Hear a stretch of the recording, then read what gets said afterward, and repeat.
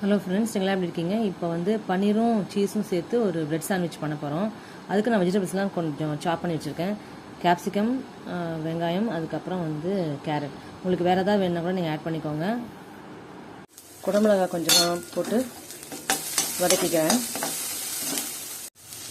வானிலையில் கொஞ்சமாக நெய் விட்டு, பட்டர் இல்லைன்னா நெய் விட்டுக்கோங்க. நெய் விட்டு நான் வந்து வெங்காயத்தை போட்டு வதக்கிட்டு நான் பண்ணி வச்ச க்ரீன் சட்னி இருக்குது, அதனால் நான் இதை ஆட் பண்ணிக்க போகிறேன். நீங்கள் உங்களுக்கு க்ரீன் சட்னி வேண்டாம் அப்படின்னா நீங்கள் விரும்ப கூட நீங்கள் சீஸை முதல்ல ஸ்ப்ரெட் பண்ணிவிட்டு அதுக்கப்புறமா வெஜிடபிள்ஸ்லாம் வதக்கிட்டு அதுக்கப்புறமா நீங்கள் மேலே பன்னீர் போட்டுக்கலாம்.